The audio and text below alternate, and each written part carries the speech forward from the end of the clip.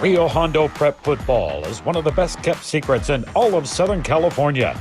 As one of the smallest enrollments year in and year out, the Kares have won 15 CIF championships and have been one of the most successful programs throughout their history.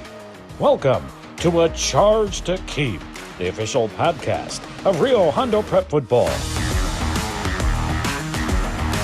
And now, bringing you the latest news and content from his alma mater, a CIF champion in 2001 from the class of 2003. Here's your host, Matt Hersema.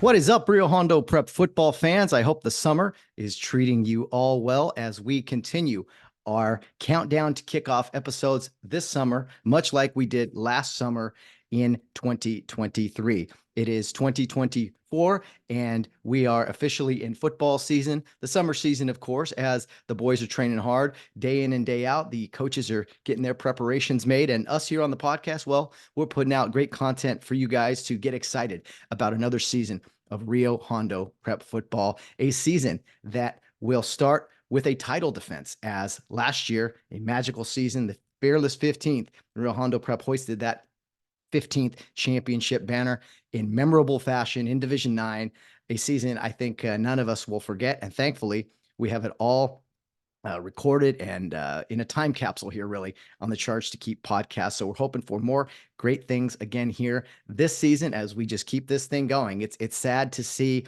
the spring sports end and to see graduation in some ways. It's also a reason to celebrate, but right after that, we get into the summer and it's time to start counting down to the football season. So as I mentioned to you guys before, one of my ideas for this summer was to have a different style of podcasts in the early months here, counting down to the start of the season in August. Last year, I talked with a lot of coaches on the current RHP roster to give you guys current staff, I should say, to give you guys an idea of the guys that are coaching our young men and give the parents an idea of who's coaching our young men. And this season, I had an idea to record some conversations with some of my coaches from the past, specifically the ones that really inspired me and gave me that love of Rio Hondo Prep football at a very, very young age. So I get to go back in time a little bit here and talk to some of my former coaches, specifically in Kare Youth League.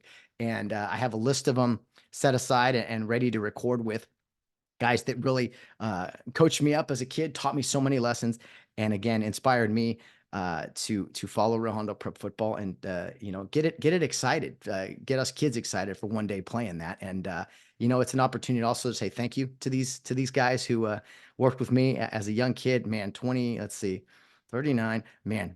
In some ways, 30 years ago. Does that sound right? Oh my goodness, 30 years ago. Yeah. Wow.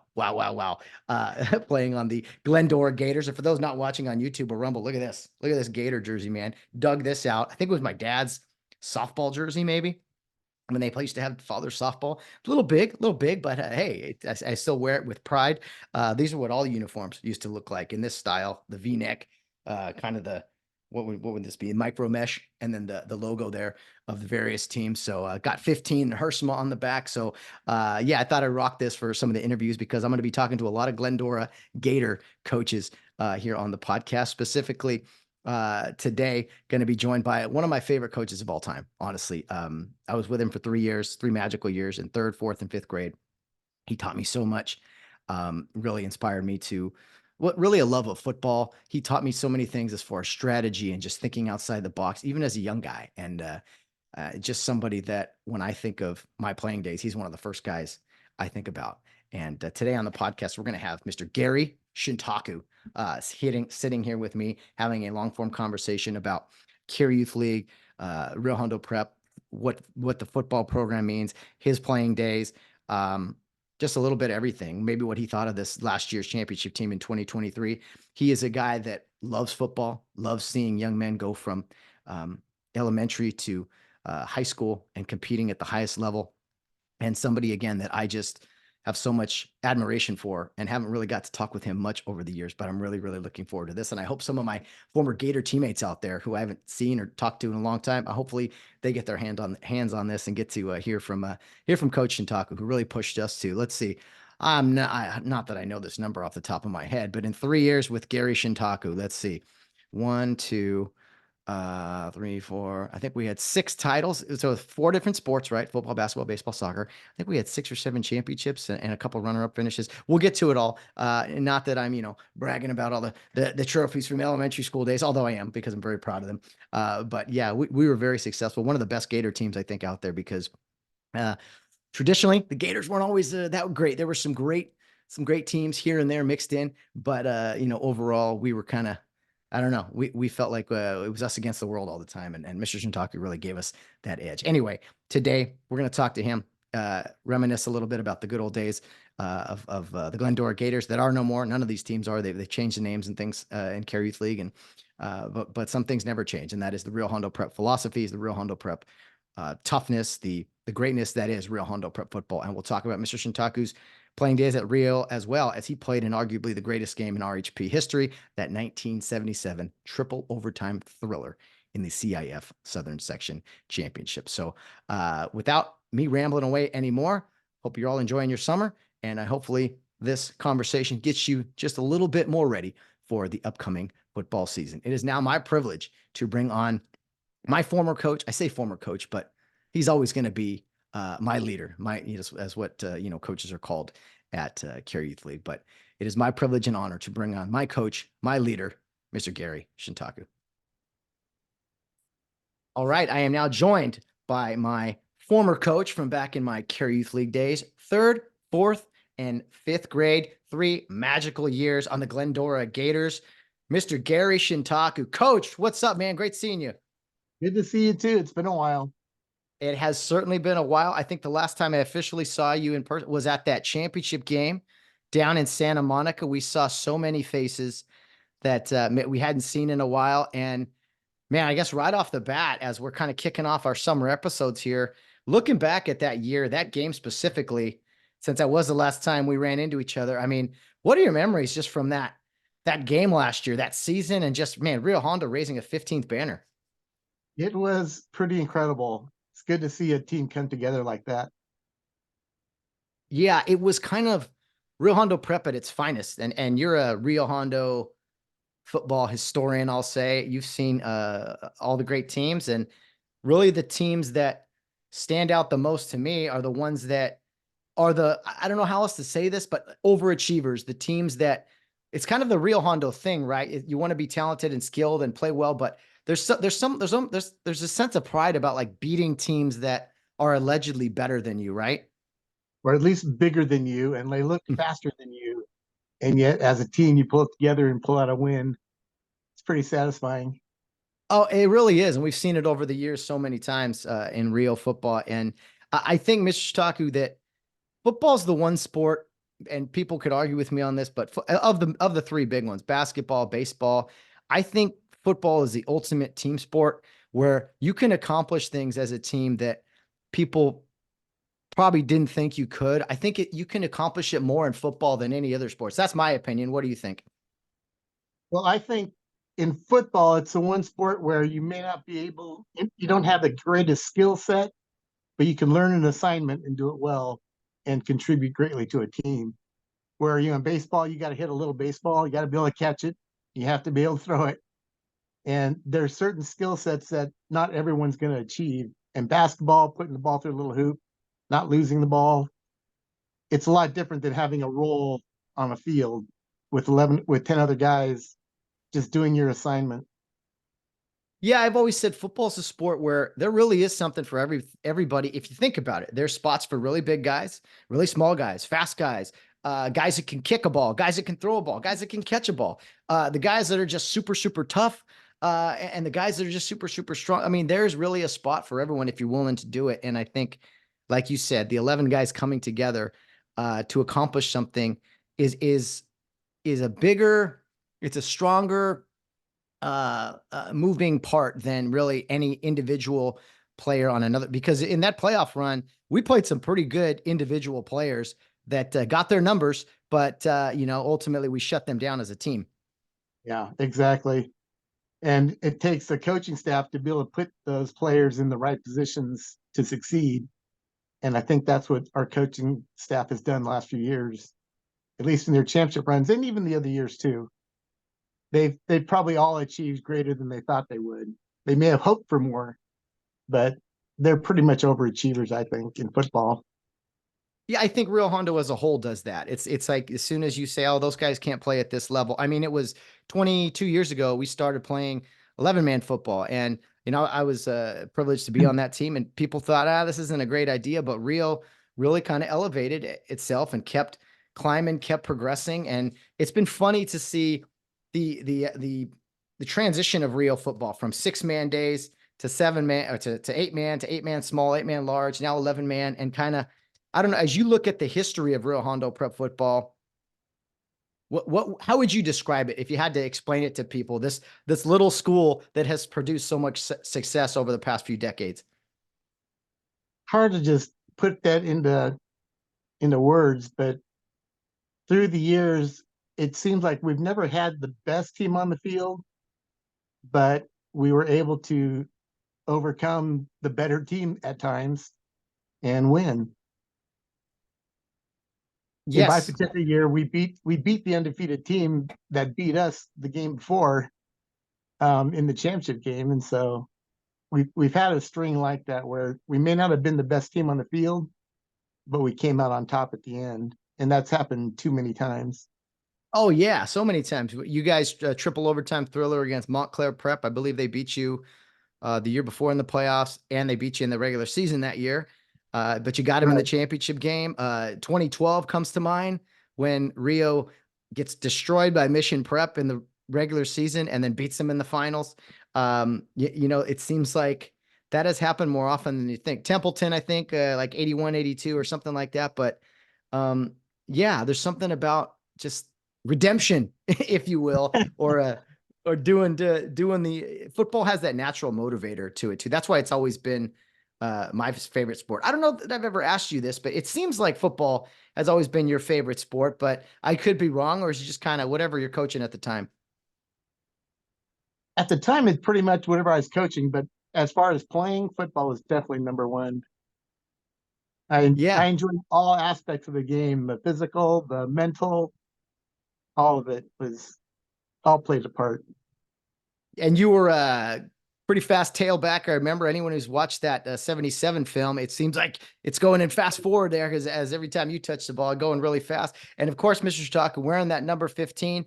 I got to tell you, there's two reasons I wore number 15 as a Gator, but also into high school and everything. You were a big reason of that, seeing your game film. My coach was number 15 back in high school. And I always liked how it looked, number 15. But I was a big Tommy Frazier fan, the Nebraska quarterback at the time. Yeah. In those 90s. So those are the reasons I always wore number 15. And just wanted to tell you that you were a big reason for that, Mr. Shintaku. Oh, thank you. Appreciate that.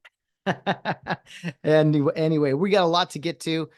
Your championship game. We talked kind of about this last season, and then I want to talk some Glendora Gators stuff just because I can. It's my podcast. I can talk about what I want to. And I got look at this. Dug out this old jersey. I don't know if it's my dad's softball jersey or when Sportline was kind of getting rid of all the old uniforms. Us RHLA guys had these made. Little big, but hey, I still wear. I still wear it proudly. Yeah. Nice little nightshirt or something. But these are hard to believe. These are what the uniforms used to look like, 30 years ago. They seem a lot nicer these days.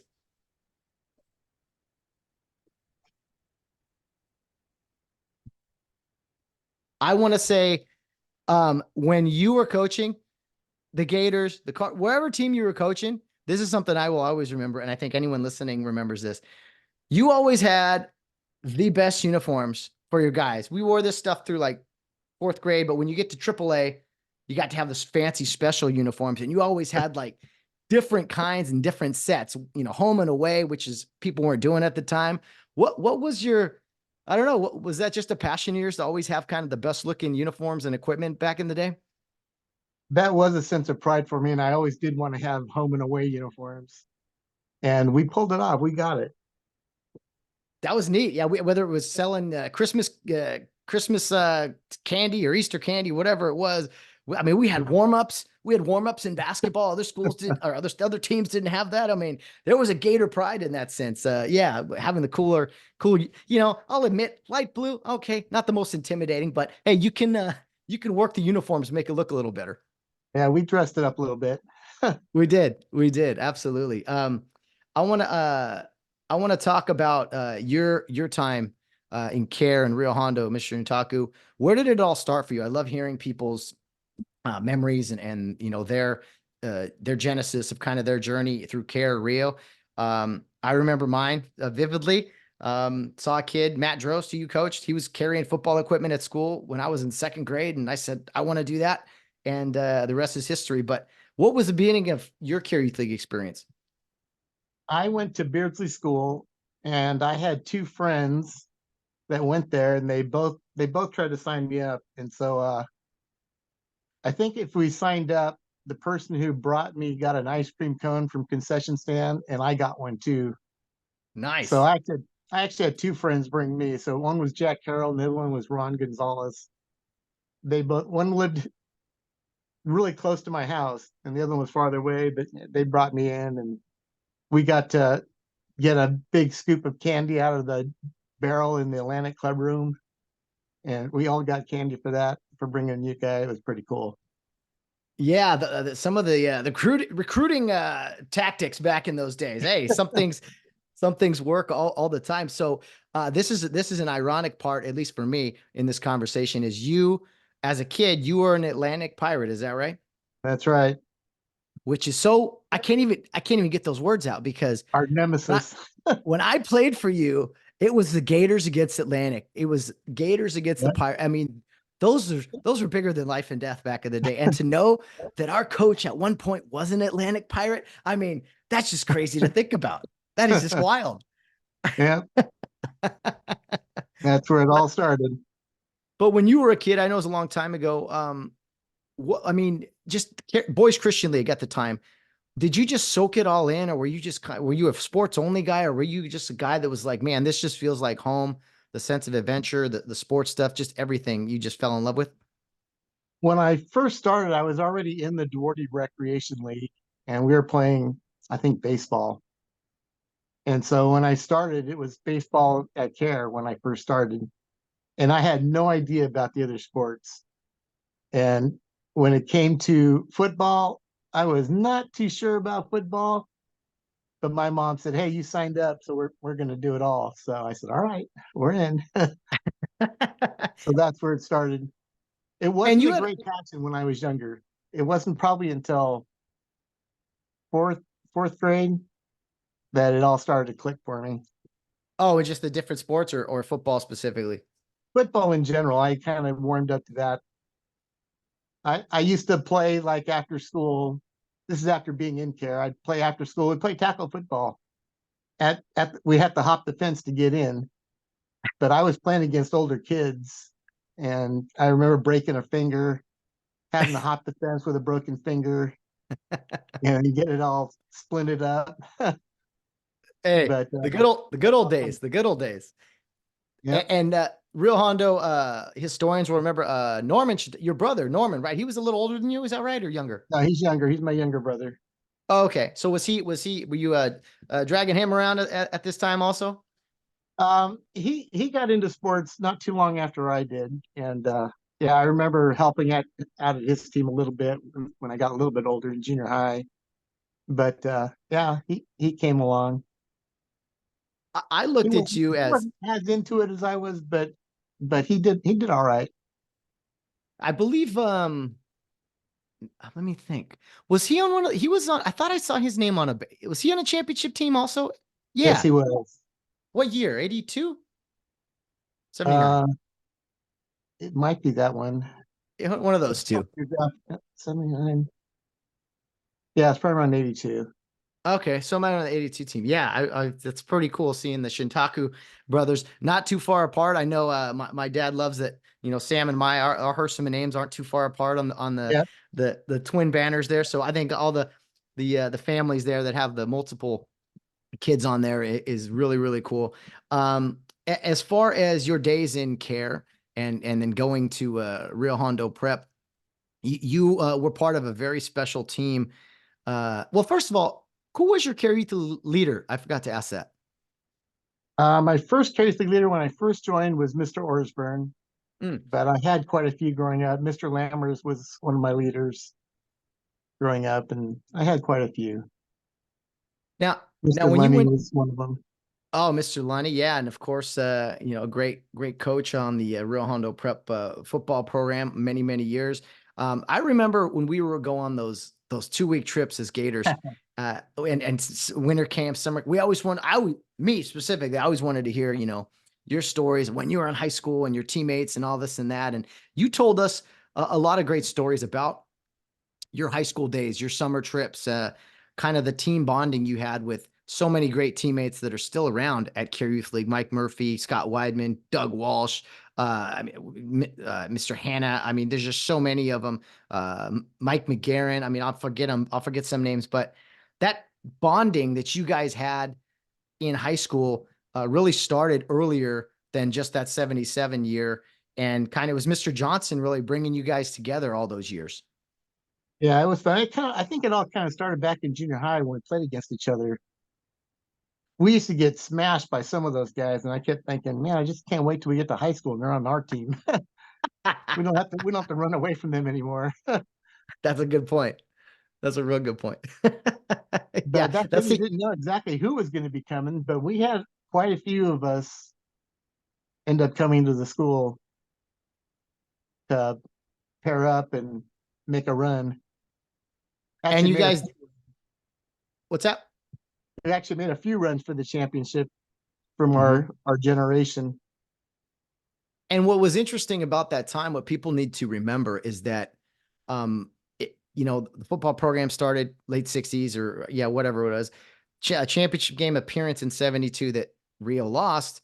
They win it in 73, but around, your guys' time, there had only been one championship won at the time, and an 8-man championship had never been won because that was a 6-man championship. So was there a sense with you guys that, hey, at some point in those 75, 76, 77, this hasn't been done before, we want to be the first guys to do it?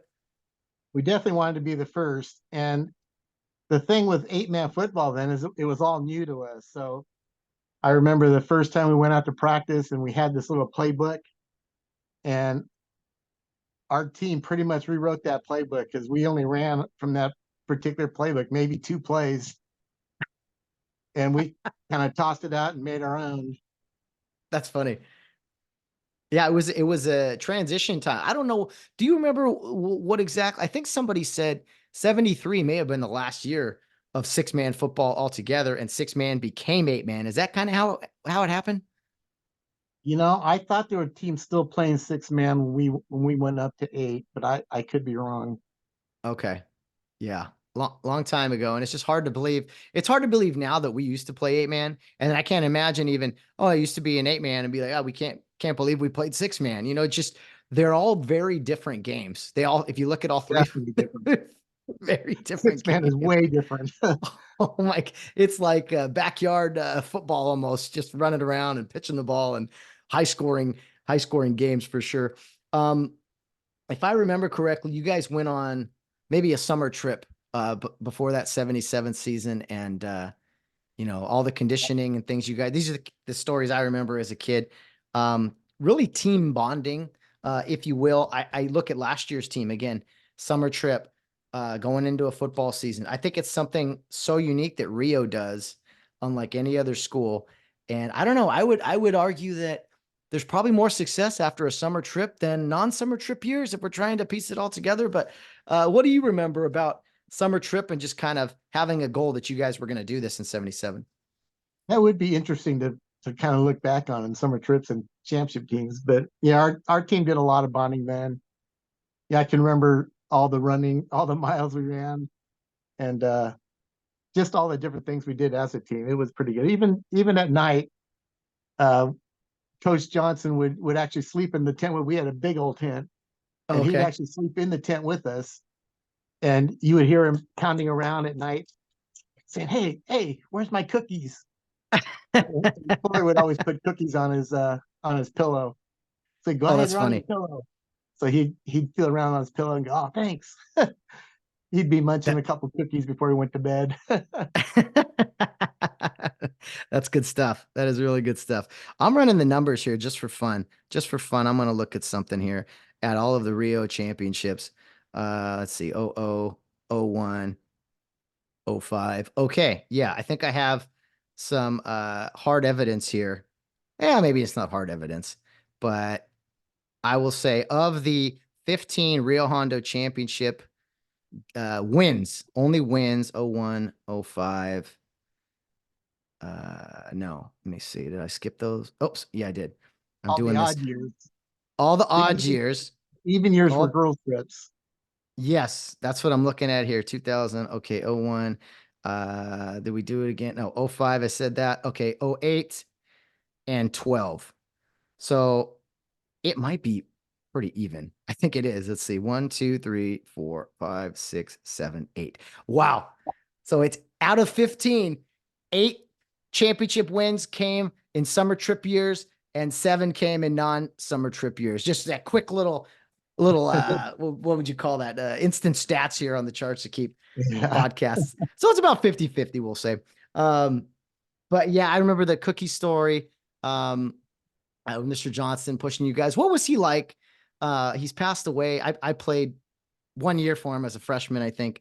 Didn't really get the privilege, but I've just heard so many great stories about him and how he pushed guys and just his mind was so sharp as a coach. And what was Mr. Johnson like to play for? The legend, Rio Hondo Prep. He was fun. I enjoyed my years with him. I can remember when I was younger and he coached Indian, and Indian just had a really stacked team. They would kill everybody. And I kept thinking, man, I wish I could play for him when we got older. And then sure enough, it actually happened. I said, wow, we get to play for Mr. Johnson. And I can remember taking German in high school because he was the teacher. And so our Friday classes were basically what's happening in the football game, any strategy we're going to go with, what's the first play, that kind of stuff. And it was always fun. We didn't get a I, whole lot of on Friday classes. I used to love that with Mr. Lunny. He taught 7th grade. He taught like art or some classes, and just seeing him on campus when I was in junior high and just like, hey, Mr. Lunny, what's the scouting report for the team this week? And he would talk to me about the team, and he'd show me the breakdown and everything. It was so much fun. It's better than school. Just talking football is way better than that school stuff. Fridays are So great. oh, Fridays are the best. It's like, you think we're going to focus on anything academically today? You're out of your mind. There's a game to be played. So let's talk about that 77 game. Talked to Mike Murphy about it. I've talked to Jim Hanna about it. When you say the game at Rio, I mean, people know which game you're talking about. Triple overtime thriller. It's on YouTube. Montclair is as the story. Now, this is not Montclair out by Claremont. Montclair Prep was out in like San Fernando Valley, right? Yeah, nice. Yeah. Van Nuys. And they were a legendary small schools program that had won multiple championships, the Mounties. And they were so confident that they were going to beat you guys in the championship game that they hired a professional film crew to come in and document this night. Yep. They had Yep. cameras on both sidelines, slow motion cameras. They had it all. And you guys get the home game at Kare Field. I mean, the footage and everything I heard, it was absolutely packed. And yeah, the footage is great. They really thought they're going to win. At times, it looked like they were really going to win. But you guys kept fighting, even though you guys gave up 200 yards rushing to both of the running backs. The two guys, yeah.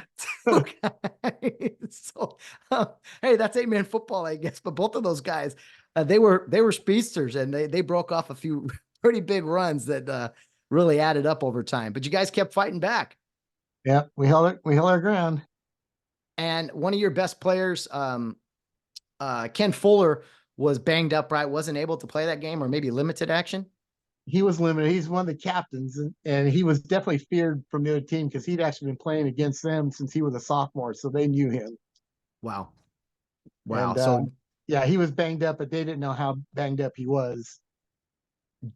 Decoy stuff then. Throw him out there Yeah, and pretty much. hey, He look played this way, look. defense, but he wasn't himself. Oh, but hey, I bet a percentage of who he was at the time was still pretty darn good compared when he's your best guy, I'm sure. Well, having him out there, I'm sure they were sending guys at him to block him, so that took blockers out from other guys. Yeah, I talked to Craig Klingman years ago about this. He had a great interview on my other podcast about. I got to bring him back in. He was a wide receiver, your kicker who hit the clutch extra points to tie the game late. He caught a touchdown pass in that game. His description of that play is hilarious because he's like, I don't know how it happened. I just caught it. The guy dodged. I dodged him and took off running. So all kinds of contributions from so many different guys that night. It was a great game, no doubt about it. We have to talk about the play. You guys are down 7, I believe, with I don't know how much time, a minute and a half left. It's 4th and 1, 4th and whatever it was. You guys had been running that quarterback sneak, getting big yards all the time, and Mr. Johnson pulled out a trick play that I believe you guys actually called earlier in that game, but there was a penalty or something. But Chuck Mariotti, right, through the legs around the end, scores the game tying touchdown. He sure did. It was awesome. It's caught on slow motion. It's great. The But dive, that particular play, the game that we lost them, I noticed that we could have done this play in that game and beaten them in their win against us that season. But Mr. Johnson said, no, we're gonna hold on to that one and try it later. But the funny thing was I wanted to try that play without ever having practiced it. oh no, Just no. run it cold turkey on the game and pull. And I'm sure we would have done it if we would have called it. We would have done it and pulled it off. But he said, no, we're going to save it for championship. And yeah, he tried it early in the first half, and we got the pass off, but we didn't complete it. But we'd only practiced about the run. Oh, really? And for those that don't know, this was the quarterback under center. You hike it through the quarterback's legs to the running back who went around the end while they faked kind of a quarterback sneak. And this play, I mean, it's a legendary play for Mariotti tying the game. But number one, the creativity of it, and then to save it for the exact moment, knowing, looking into the future, saying, now we're saving that for when we really need it. And yeah, it definitely paid off. And I think, yeah, you do got to practice those trick plays just to have them ready.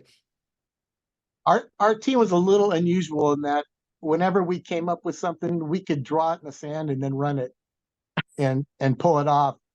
And I don't think too many teams could do that. No. And it kind of started in practice for us. We would run plays against the starting defense. So we were the scout team, and we would make plays up and then just run it. Like in the huddle, we'd make it up and then run the play, and without a hitch. We'd never fumbled or anything like that on those plays. And one of the plays that we invented that was run by every team after us, including this year's championship team, was a quick pitch. We designed that, or I called that play against the Faith Baptist team defense that was playing against us. We were scouting against them, and so we ran this play without any assigned blocking, and we went 60 yards for a touchdown. And Mr. Johnson said, all right, come back. We're gonna draw up some blocking for this play now. And it was in the playbook after that ever since. And what's hilarious and about every team after has used that play. Every team after has used that, including the 11-man era. Randy Johnson, Mr. Johnson's son, who's the offensive coordinator, he's brought that kind of action back in, and no one runs stuff like that. It's like it's a quick toss to the short side. Usually maybe you pull out there, but you kind of, the fullback kind of coming in like you're going to hand it to him, but it kind of goes through his arms or whatever. And you never see it run, and you just got to outrun the outside guy really. And people may ask, where's that play come from? And here we go, finding out in the late 70s there that's where it came from. All came from practice squad coming up with the play. Hey, that's a pretty good play. We should put that in. It's just funny how stuff like that works. But Mr. Johnson let me at least do that. I remember a couple times where I would tell our tight end that was bringing in plays to let Mr. Johnson let me call a play, because he kept calling a play where I kept getting tackled. I go, no, let me take care of that guy and and run a different play. So we called. I remember Matt Roderick's came in with the play, said, "Hey, let's go ahead and call your play." So I called my play. It was a fake to me, so I could take out the end rusher. And then Matt went out for a pass, and we threw a touchdown pass in a playoff game. And we've never practiced that play that way. We did the counter, but we did the fake counter in this one, and I took out the end. Yeah, And we scored a touchdown that play. that's So the hilarious. one thing I appreciate Mr. Johnson is giving me the leeway to come up with stuff on the fly and let us actually do it in a game and a playoff game, no less. Well, it takes a level of trust. You have to kind of earn that trust, and then to do that, I don't think Coach Carson would just let his guys randomly do stuff like that. Now, I mean, you kind of earn that, and but it's interesting. I see Randy working with the offense sometimes now, and I see the similarities to him and the stories I heard about his dad of just kind of like, guys, sometimes you have to figure it out what's going on. We coach you up, but you guys have to sometimes determine who to block or maybe to try something a little bit different. So I see that with Coach Johnson now calling the plays on offense. And I mean, if you guys in the 70s now, you look back or you look at the current football that's played, and you got to see a lot of the similar plays that are still called today and be like, yeah, we used to do that stuff. That's a beauty of Rio Hondo football is we still do stuff that's been on now, what, 50 years or so? Yeah. The uniqueness to it. We also got to talk about before that famous play from Mariotti, the touchdown run. Montclair was about to go in up 2 touchdowns on you guys. And I believe goal line stand, you guys stopped him at like the half-yard line, really. Was it Greg Bollinger, a sophomore, up playing and made that tackle? Yeah, it was a great play. And Wow. as you look at the replay of that one, he was actually down because everybody thought he'd gotten in, but you could tell he was actually down before he lunged in. Yeah. And Yeah. It was a great really call good by the call. ref. Oh man, great call. He was right on it. And yeah, the tackle by Greg Bollinger, who later would go on to found the Glendora Gators, and I'm sure we'll have him on the podcast here soon. But yeah, so that was a huge play, and then you guys go, the length of the field to score, and then in overtime, Jim Hanna, big interception against Montclair in one of the overtimes, ultimately finishing it off with, I think it was Yep. Mariotti up the middle. What was that like seeing him go in the end zone? The referees raised their hands. What was that moment of jubilation like? It was astonishing. The game was finally over. We kept thinking, oh, we're going to go another overtime. But yeah, it was great. Fans all came out of the stands. It was awesome. Rio Hondo's first 8-man championship. And yeah, I would, definitely, I think the greatest game in Rio Hondo history. You fast forward a few decades to 2001, our game, when I was a junior, we played Joshua Springs, very similar type of situation as 77. I think your game was superior to ours. But an undefeated team, a team that had blown everybody out. They brought the entire city of Yucca Valley, Joshua, it seemed Yeah. like, to Kare Field. Did that game remind you at all, a little percentage of it anyway, back to 77, just the atmosphere? The atmosphere, totally. Yeah. Yeah. You could I, feel it in the air. I could not believe how many people were there at Kare Field. They brought this giant lightning bolt. They had news cameras and everything there. They were shocked and they went up on us quick. I got juked out of my socks and missed, and their guy broke one off on me. And their crowd, I think Mr. Reed was on their sideline, and their crowd was like, all right, here we go. It's over. And 28-28, end of regulation. Our overtime, we played at the 25. I believe you guys played at the 10. And Yeah. we stopped them on their first one, and then we got in the end zone 3 plays later to walk it off. So two fond memories at Kare Field. Yep. Some And historic games. and who were the first guys I saw come running out were some of my former coaches, yourself, Mike Murphy. Just it was like, did this just happen? Did we just kind of relive, kind of in a way, what these guys did? That was such a special night in '01. So, Yeah. awesome stuff. Mr. Shintaku, you later, after high school and everything, went on to coach in RHLA and Kare Youth League. You were with the Glendora Gators, who were an expansion team. They were I talked about Mr. Bollinger being, him and Mr. Dan Davis founded the Gators in the late 80s. They played out at Stanton School out in Glendora. Do you remember at the time, I know it was a long time ago, anything about this, like, we're going to start a team out in the East? I mean, was that kind of like, what are you guys doing? Was that like unpopular, or was it just kind of like, yeah, why not? It was actually kind of exciting. I can remember when they came in and said, "Yeah, we found a place. We want to move out there and start a team." And I said, "Man, it sounds pretty good." I Yeah. wasn't part of it. I think I was still coaching Atlantic then. Can't remember exactly what teams I had, but they went out, and then shortly after that, they said, "Hey, we need you to come out here and help." I said, "All right, I'm in." Yeah. Yeah. And then you would later do that same thing basically when Kare Youth League Upland started, which I know is no more, but um the Upland expansion, yourself and many other coaches, you guys went east again out there, and you coached out in Upland for quite some time as well. A lot longer than I thought I had. I started going through records, and I said, "Man, I got a lot of records from Falcon days." I didn't realize there was that many.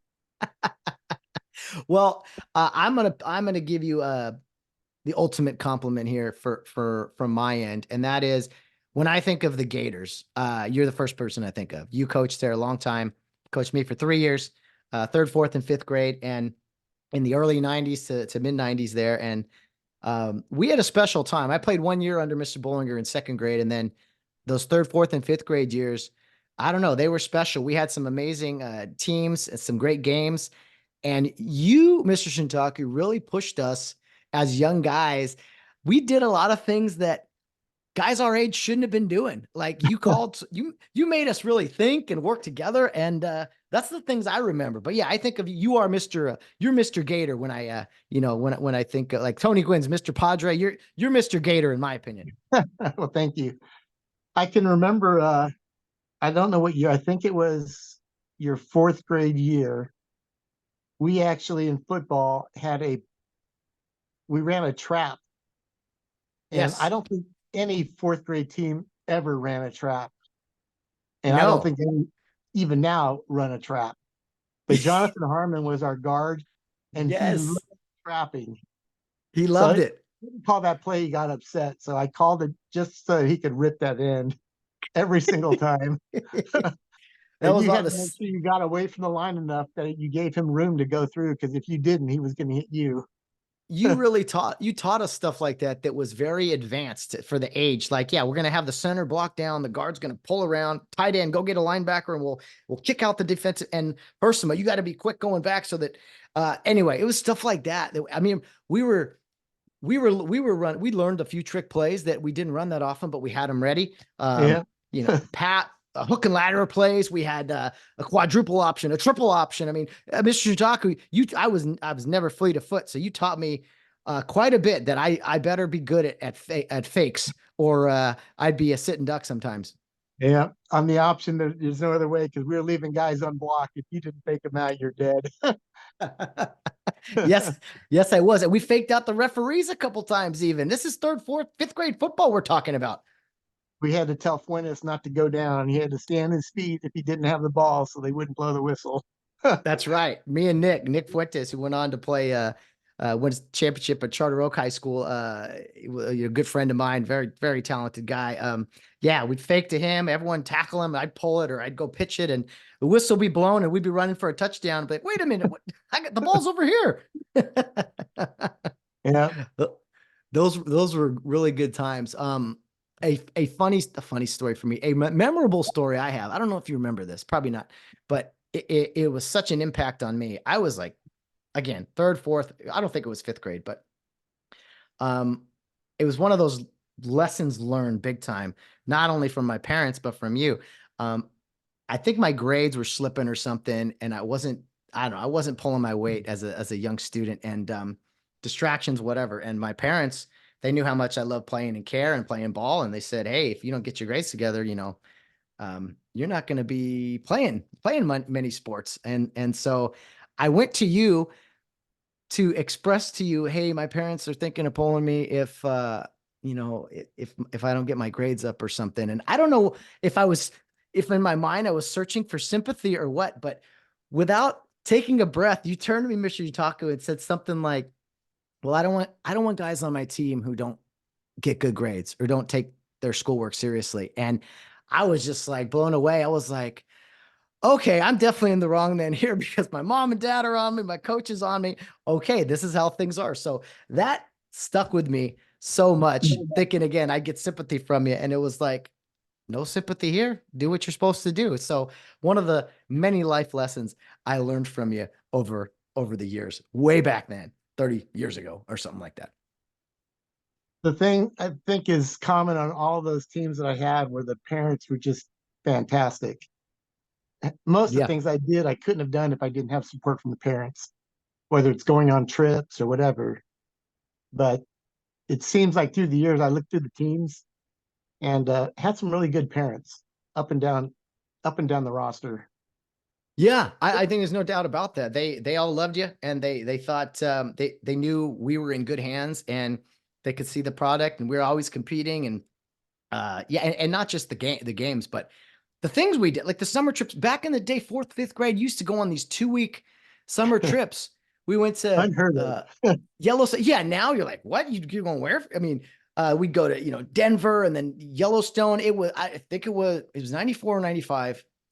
And Fourth Academy of Yellowstone we went to Yellowstone and we we ran into at the time President Clinton was there at Yellowstone, on the and we all boardwalk. were yeah, just we kept missing him. We went white rider rafting, or he we heard they were in the area and on his vacation or something. And sure enough, there we were. I'm 9 years old, 10 years old. I'm like, that's a US president standing in front of us. I mean, I'm not a huge Clinton fan, but still, you respect the Still a office. sitting And president.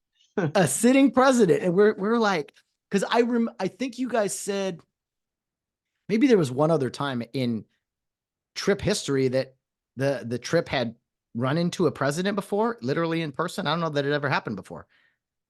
Yeah, not on my trips. That was the Yeah. only time I trip. I remember all those Secret Service dudes with their earpieces and their civilian clothes and everything. And it's just like, wow, this is larger than They life. So blocked that the was, boardwalk, so it was us and the president.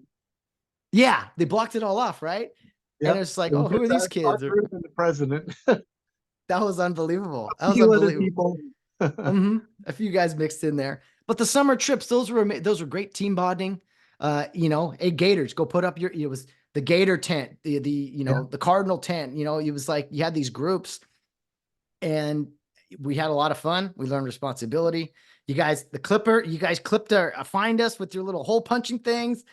We had the cards full of money, and we left our socks out. Oh, that's a quarter, that's $1. Oh man, you learned real quick, or you wouldn't have any money. We invented that system too, as far as keeping track of spending money.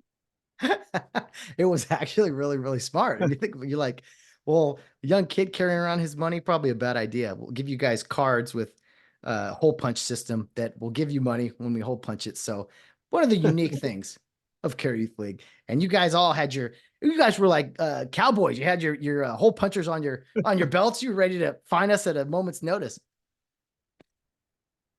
Yeah, it was a fun system. Mammoth. Use all the We did flipper. yeah, scare us. That sound. Time to be Like, oh, quiet. yep. Lights out, guys. Quiet time, or you're losing money. How else do you get kids to settle down? So we did Mammoth a few times. We did obviously trips to Mount Care.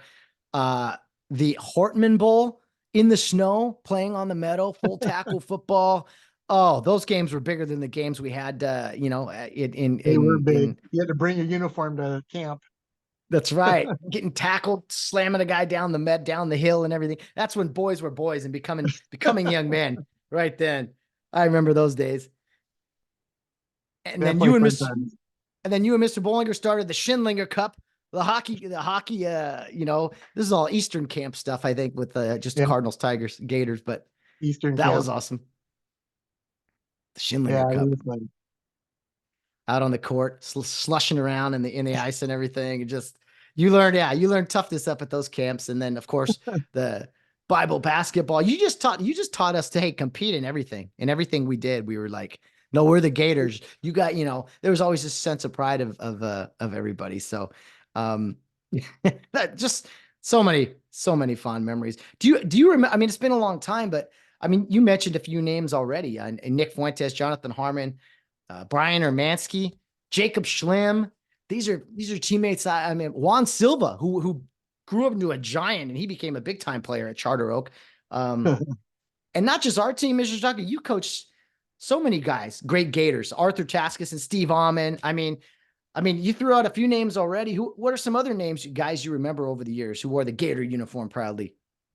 Oh, there's way too many. I couldn't even begin to name them all. But like I say, they were all fun teams.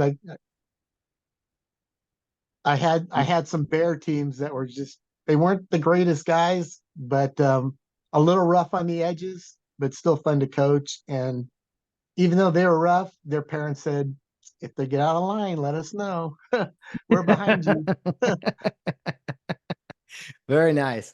Yeah, you had the support, and Because that Mark was, Carson was a Gator for a while too. He played for the Bear team. yeah. What was Coach Carson like? As that's right, he was a Gator. I always remind him of that. The Bears were what, like the offshoot of the Gator teams, or the junior high? They were like a combination team, mostly Gators, but I think a couple other guys from other teams that were still in the league, but they didn't have enough on their team to have a team, so we kind of combined a little bit. But it was fun. But then again, Atlantic was still the team to beat. They were tough. Yeah, We always. we may have gone down, but they felt their win. It didn't come easy. That, man, it's just, I can't believe how long it's been. And I see the Kare Youth League games now, and I'm just like, it takes me back. It feels like yesterday, even though it was so long ago. And when we played Atlantic, for instance, we beat them in second grade in the championship game. But when we were under you, we lost to them in third grade in the championship in football. We lost to them in fourth grade in the championship. I had the flu. I showed up at the game time. I was throwing up and everything, and but we lost that game. And finally in AAA, our last year as a Gator, our last football game, we beat them on field one. I think we scored the same touchdowns, but we made our kicks, and we finally beat the dreaded Atlantic Pirates. Finally, my mom, she put all kinds of banners out on the fence and everything, and that was a fond memory for me. And we finally beat those guys in football in the championship game. After we had that play called back. Yeah. Oh yeah. We faked the refs out again. Championship game, scored a touchdown, and hey, we're not bitter about it. We just, we kept going. We kept going on again. Scored again. Yeah, I remember. I mean, I'm bouncing around now, but like my first year, I played in second grade. I don't remember what position I did or whatever, but it was third grade. I came to you, and I thought Ryan Nightingale was the quarterback at the time. And I don't know what you did. You got some bright. What happened? All of a sudden, one of the first practices, I'm the quarterback. I'm like, well, that sounds fun. Cool, I'll do it. But I had never played quarterback before. That's how it all started for me. I was like, yeah, I guess I'm playing quarterback way back then. I think back then, one of the big plays I had was a split in reverse, and Nightingale was just fast. Yeah. So I knew if we got him in misdirection, he'd be gone. And so that was my plan for him. Plus, he was like a lefty, so we could throw a pass if we needed to. Out of the reverse pass, the quarterback glory. My favorite play of all time. 31 reverse, quarterback glory, quarterback special, whatever. Yeah. Caught a few of those from man, Schlim was lefty. And then we came up with our option, and it just became deadly because I got a slow guy that could get a lot of yards just by taking people out. That was me. We're not going to give it to our fast guys. No, we're going to fake it to our fast guys. And a little Hersema there, going to rumble around and try to find some yardage. Well, we had to have 4 runners within 3 runs of the top guy. So you're always looking for who else is going to be able to run the ball. Get some carries, and yeah. If you can get away with someone that's slow, gaining lots of yards, you go with that. That's a bonus. Balance out those runners for sure. We finally beat Atlantic, and then we had some basketball battles with them. A few months later, they beat us in basketball. I know people are probably like, what are you guys talking about all these games for back 30 years ago? Well, they still matter to me. I'm still not happy about it. Robert Tatum hit a half-court shot at the buzzer to beat us in basketball after he took 5 steps or so. But hey, still. After he traveled, and the referees were all watching the clock, so they had no idea what he was doing. I'm like, oh man, 3, 2, 1, and then Hey, he still swished it from half court, but yeah, he He did. knocked it down. He ran a few steps, and I just remember that ball going through the basket, and like I've never felt a moment like that in my life where for like 3 seconds I was just stunned, and then they're It was running pretty around celebrating. heartbreaking. That was I've had some losses in my life. That one still bothers me because those games were physical. Again, we were undersized. We had a fast break on them. They were kind of a half court offense and big guys inside. We struggled rebounding, but again, great battles that stick in my mind like they were yesterday. It was still the Gators against Atlantic one more time. Yeah, lots of Oh, back and forth.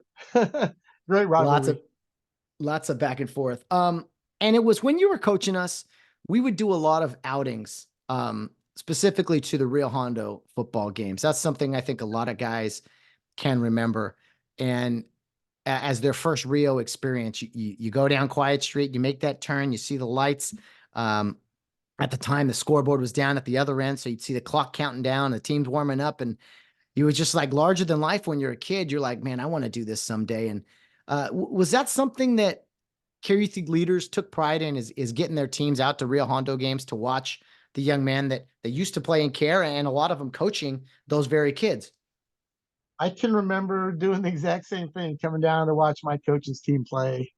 Mm-hmm. So yeah, it was always exciting. It's not like you were bummed that you got to come. It was just you go to the concession stand, get some food, get out to the game, then play at halftime. Oh, it was I'll play at halftime. You get you had the illuminator, the gold, Yeah, the ball that lit up. So it'd be go out on the there and it'd dart be ball. dark. Oh man, you'd be throwing that thing across the field. Yeah, you go beat each other up at halftime, and then usually the game was kind of wrapped up by then anyway. But those were the best, man. Fridays, maybe we'd have practice. We jump in the bus, go down to Rio, pizza or something. All right, watch the game, the band, and Yeah, then those watching those games on Friday nights and then turning right around and going to play the uh next day. Yeah, your game the next day, especially if it was like the morning. I mean, you were ready to go. I remember Anthony Mason, who was a proud Gator. He ended up coaching. He coaches college basketball now, and I actually reffed a few of his games when he was a coach at Upland High School. But he coaches now women's basketball, college basketball, and yeah, I remember he and I were team captains, and we would go to a Rio game Friday night, and we'd just be talking like, man, we're ready for tomorrow. This is no one's beating us. You would find this funny, Mr. Taku, Anthony Mason, who played a short time with the Gators, but was on our team there for that 5th grade championship. I was refereeing the Upland basketball game, and I recognized this coach, good guy, knew what he was talking about, working his guys hard, never really said much to the officials. And I was just like, I like this coach. He I don't know who it is. He reminds me of somebody. And then I knew his name was Anthony. And then it took like a couple years for someone to be like, yeah, his name's Anthony Mason. I said, wait, what? His last name's Mason? And it hit me like a ton of bricks. I go, is this my former Gator teammate? So I told him, I said, hey, you known me as Matt. I know you as Anthony. I didn't know your last name was Mason. Do you know what my last name is? My last name's Hersema. And we couldn't believe it that we had seen each other a bunch of times and it never clicked. But after that, we just started talking Gator days like it was yesterday. And it was just really, really funny to see how small that's the world awesome. is. Coach Anthony Mason, he was a big dude. We Small definitely world. needed it. We needed that guy He was the on that. pitch man on the option. Mm-hmm. Yeah, get a good fake, pitch it out. Fuentes, he's doing well. I saw him not too long ago. We need to do some type of I'm gonna talk to Steve on about this. We need some Gator reunion sometime, some summer or something. Get everybody together who was ever a Gator and just bring it all together. What do you think? Sounds good. That I would still be got all that. the scoring sheets here. Are those all the score sheets from our games? Well, not necessarily from your team. I got some from your team, but I've got a whole stack and more in the garage. Oh, oh my goodness, that's They're huge. all Gators. Wow. I got some Gator stuff like this jersey, but yeah, I think we throw together a Gator reunion. I know Steve Almond will be down. Get everybody out here and just one time gather everyone up and talk about talk about the good old days. Mr. Itaku, one other thing, kind of uniform related. You always were, your nickname was Gadget Gary from some, some of the summer trips or the summer camps. You always had cool gear, whether it was a flashlight or whatever. You always had cool stuff, when you were camping and all those things. You still have, I don't know, fun toys and things. Always got to be ready. You never know, just in case. Exactly. We'd have equipment issues, or when you pull something out of your pocket and fix it up real quick. And the stickers, I remember that. What was it, like a toolbox you carried that had all the different Gator stickers? It had the screwdrivers. See, the memories I have is just phenomenal. Clips, mouth guards, extra spare mouth guards in case someone forgot theirs. Man, you taught me a lot about that stuff. Preparation when I coached later on, and then even now, just not coaching related, just kind of be prepared, think ahead, think outside the box a little bit. Yeah. When Mr. Shintaku, as we'll wrap it up here soon, all your years you coached, when did kind of coaching become something you knew you wanted to do, you were passionate about? When did you kind of start to develop a love of it and kind of thinking outside the box and just strategy of it all and working with young kids? I don't know where it started, but I remember being pretty young and I started keeping records for some team. I don't remember which team it was, the Pirates or something. But just keeping the stats, and then keeping the stats was like a sense of pride for me. Where like in baseball, we didn't just keep track of hits and errors and stuff like that. I kept track of how many times you got on base, how many bases you stole, what your scoring percentage was, and nobody else had that on their score sheets. But to this day, if you came back and looked at the score sheet, you could see your scoring percentage. And so awesome. I just little detail, and even in basketball, people keep track of your shots, but I try to keep track of assists because we were a run and gun team. I wanted people who gave up the ball to someone else for a layup, even if they missed it, I gave them credit for an assist because most of those shots don't go down, but the ones that go down are all because of the pass. So I want to give that guy credit. So I kept assists, even if the assist didn't lead to a basket, but it should have been a basket. I gave him credit for that. And man, so we have, if you look for assists, our records are probably the only ones that keep track of assists. Yeah, like the hockey assist, right? In there. Oh yeah, a little pass within the pass, all hockey assists. What pass led to, stuff like that. Sounds like a lot of analytics, man, before it's time. Maybe some Moneyball type of strategy there, Mr. Shintaku. But I think it made it fun for the guys to know that someone's keeping track of. They passed the ball up and they could have shot it. They passed it to someone else who had a better shot. Yeah. And oh no, no doubt. I think it just made them feel like it's okay to make that pass now because I'm getting credit for it. Not going unnoticed. It's not unnoticed. No, it's coached up and encouraged. Well, I have my sports teams that, I love to watch, the Kings, the Rams, USC. But again, I was never that. I was a Rio Hondo Prep Care, just kind of something I take great pride in, as we all do. But another jersey, colors I wear proudly are the Glendora Gators. I run into all kinds of former Atlantic Pirates on this podcast, unfortunately, but hey, it is what it is. But I just want to say, Mr. Shintaku, thank you so much for all your years. It was so much fun playing for you.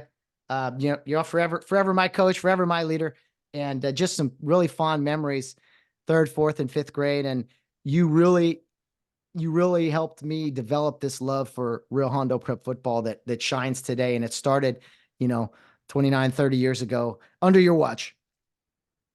Thank you. Appreciate it. I love your backdrop too, by the way. Oh, thank you. This was designed by Chaz Hanna. I asked him, he's Mr. Mr.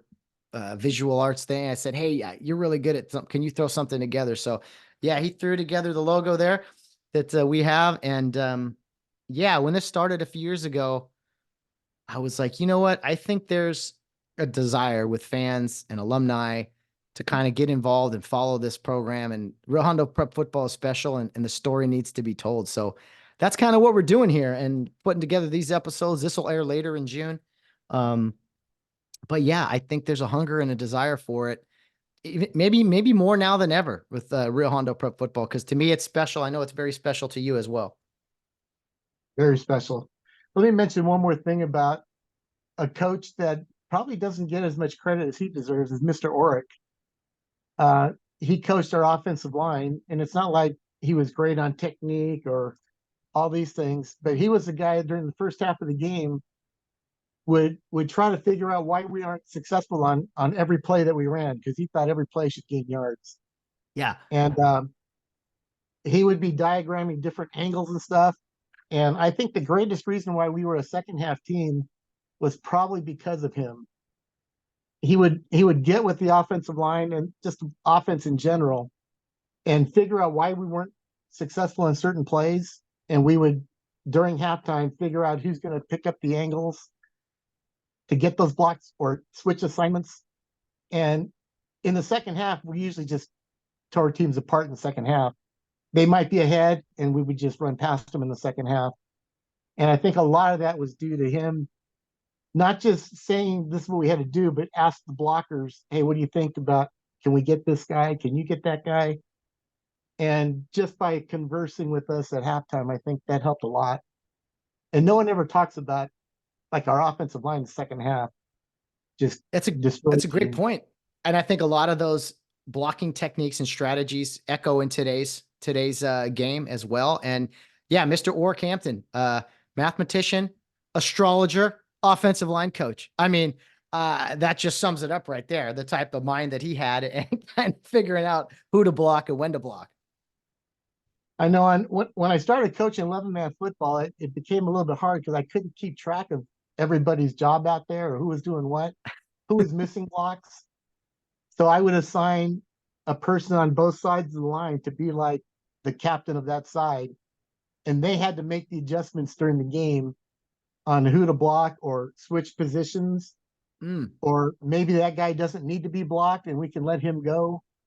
But I let them decide that on both sides. And once I did that, coaching got a lot easier on offense.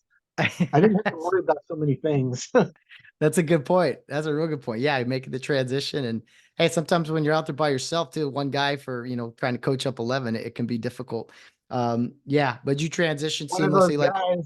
One of those guys is now he was at the Air Force Academy. He's probably flying in the air now. But he was one of the guys I put in charge. I said, oh, I picked the right guy in that one. Yeah, no, you saw something in him for sure.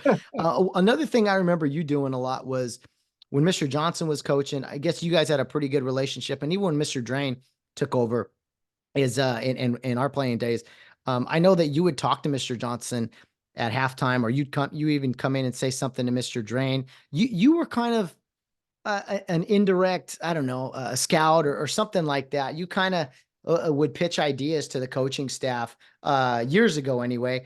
Kind of people would know that maybe you did have some behind the scenes contributions to Rio Hondo Prep football over the years, especially with like halftime stuff like you mentioned.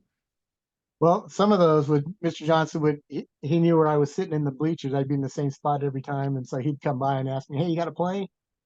And so I'd tell him, yeah, I got to play. I'd send it to him. So then after that, he got me out of the stands because I was in the band, and he put me on the sideline to do the records. Oh. So I was doing records, and then I could just walk up to him and say, hey, try this. And again, that trust was earned. Lost yards. I think I scored on most of the plays I told him. So oh, you're playing. Well, there you go. Credibility. Yeah. If you suggest something and it doesn't work, well, you're not getting probably asked again. But if you're successful, yeah, then of course you keep getting. I told Mr. Green when he was coaching you guys to run a bootleg. It was like 4th and 6 or something. I said, have Hurstman run a bootleg. He goes, are you kidding me? He's the slowest guy out there. I said, trust me, coach. He knows if it's not a good fake, he's dead. And I think he got 10 or 15 yards on the play. So I said, all right. I think I remember the game you're talking about too. Yeah. Yeah. We run this like naked bootleg where it had 2 really good fakes or you're dead. And the last thing they expected was me running around the end with the ball.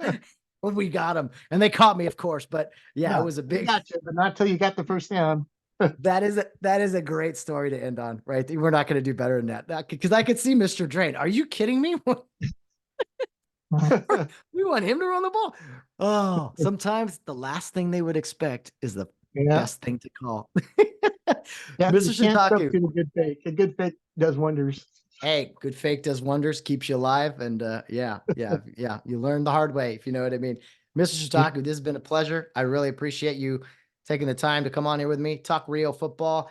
As we wrap it up, I mean, any final thoughts on Rio Hondo Prep football, why it's special? I mean, if you had to pitch the program to somebody, why it has such an impact on you over the years, why you continue to support it. I don't know. Sometimes it's not easy to sum up, but if you had to, what would you say about Rio Hondo football? I think it's just a place where you can come in and not have a true role or true talent, and you can develop something that becomes more meaningful in a short season. It's not a real long time, and you'll gain those friendships that'll last a lifetime. Yeah, I see it in you, especially with so many of your former teammates and how close you guys are. And everything, all the stories you told me over the years, I was like, I want that. I want to experience that, and I got to. And you pass that along to other kids and other players, and it's just like, wow, the cycle of Rio Hondo Prep football just keeps going. So we'll keep it growing here on the podcast. Mr. Taku, thank you, Mr. Gator. Hey, you can wear a lot of different hats, but you're always a Gator in my book. Thank you so much for some great memories and great lessons early Thank on you. in I life. appreciate the time.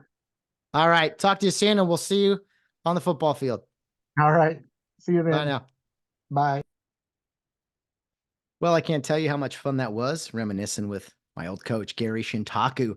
Some amazing memories, that just so many lessons that I carry with me to this day. And I'm a 39-year-old man just doing a podcast here about high school football. But, you know, it all started for me back when I was in Kare Youth League, my second, third, fourth grade, fifth grade years. Mr. Shintaku, tremendous influence on me. And he was a guy that just, whatever he said, anytime he said something or coached, you just were like, yeah, that's fact. I mean, you just were like, yeah, that's okay. We'll do it. We'll do it, coach. Everything was possible. He pushed us hard. He made us think. And again, held us accountable as young kids and taught us a lot of life lessons. So I think anybody that's had the privilege to play for Gary Shintaku over the years, whether it be elementary school, junior high, whatever, has definitely walked away a better man and somebody that has a lot more ready for life than had they not played for him. So he drove other guys I know crazy, other teams with some of his play calls and things that he did. And again, we were a talented group. I think more from an effort standpoint and intelligence standpoint, going up against some teams that may have been a little better athletically than us, but we outsmarted them a lot of times. And again, this is 30 years ago, 28, 29, 30 years ago, but still it feels like yesterday. And I wear the Gator uniform proudly. You know, I'm serious about that Gator reunion. We got to make that happen sometime. Some great former Rio Hondo Prep football players who were Gators back in the day. I know other teams as well, but two Glendora guys on this team currently, Noah Peninari, David Reyes. I'm always partial to those guys, but to all my fellow Glendora, San Dimas, Laverne, Azusa Gators back in the day, I hope you enjoyed that conversation with Gary Shintaku. Again, very influential man in my life and someone I want to continue to bring on, the type of guy I want to type of guys I want to continue to bring on here in the summer as we kind of talk to a few of my former coaches from back in the day in elementary school and those Kare Youth League days. And I say this because, you know, youth football in today's world, especially California, it's kind of under attack. And I don't want to see it go. I think it's always on, you know, possible legislation to remove it. But I think youth football is important. Whether you realize it or not, it builds great character. And Kare Youth League is one of the first organizations to play tackle football, organized tackle football. So that's another reason why the Rio Hondo Prep tradition is as strong as it is because the great foundation from Kare Youth League and all the Kare Youth coaches played at Rio, most of them anyway. And, you know, so many of the Rio Hondo Prep athletes went through Kare Youth League. So it's really tied in, glued at the hip, tied at the hip scenario situation, if you will. And that's what I want to do in the early part of this summer as we count down to kickoff August 24th. It is Rio Hondo Prep opens at Kare Park, I should say, against Francis Parker. They come to us this year, but that game is a Saturday this year. August 24th. It'll be here before you know it. So hope you guys are ready for that. And as a reminder, we're going to have episodes every Friday night, like we did last year in the build up to the season. As we get closer to the season, it'll be a little bit more about the current team. Other than that, we'll talk to Coach Carson a few times throughout the summer. and just kind of get to know kind of the schedule, the lay of the land, maybe look at the facilities and things of that nature. But also, I'm going to, in the early part of the summer, going to talk to some of my former coaches from Kare Youth League. 4th of July, we'll have another, we'll say, military type appreciation show with a Rio Hondo Prep alumnus that I'll fill you in on more of later. And then again, as we get through July and early parts of August, it'll be more dedicated to the current team, the team that is going in to defend a title. And don't worry, you will have all your Rio Hondo Prep football content right here on the Charge to Keep podcast. Episodes airing weekly on Friday nights in the summer to prepare you for the 10-game regular season that is upcoming, and hopefully another fun playoff push after that. It's summertime. I hope you're enjoying time off if you're in working in schools or whatever. But for the rest of us, sweating it out and just grinding away as we get closer and closer to another football season. It's hard to believe we're talking Rio football already, but I would love to relive the experience that we did last year with the magical season. And it's time for the sequel, right? It's time to, this is the 3rd year of the Charge to Keep podcast, and more great things ahead. I hope you guys are enjoying these interviews, and we'll continue to tune in and listen to the Rio Hondo Prep stories, the evolution of it, the genesis of it, the beginning of it, and kind of where it has gone and how many lives it has touched. And for those who are new to the Rio Hondo program, transfers or just kids that heard about Rio and are looking at it as an option, I don't think you'll have a better high school experience. I know that. And here on the podcast, we are going to promote the program and all it stands for right in the open, so everyone can see it, so everyone can know a little bit more about the great program that is Rio Hondo Prep football. August 24th will be here before you know it. Double sessions, of course, in early August. And man, away we go. The boys will be working hard in that weight room. We'll get down there and get some footage. We know that they're ready to go and to defend this title from the 2023 season. And you know what? It's time to strive for that 16th championship in Rio Hondo Prep history, as it'll be here before you know it. Thanks for tuning in, guys. We'll see you next week with another fun conversation related to Rio Hondo Prep football as we prepare for the countdown to kickoff August 24th against Francis Parker. Enjoy the rest of your summer. We'll see you next week. And in closing, guys, as a friendly reminder, no matter what you're doing out there, always be humble in victory and gracious in defeat, because we always have a charge to keep. A charge to keep I have, a God to glorify, a never-dying soul to save, and fit it for the sky. Arm me with jealous care, as in thy sight to live, and O thy servant, Lord, prepare a strict account to give.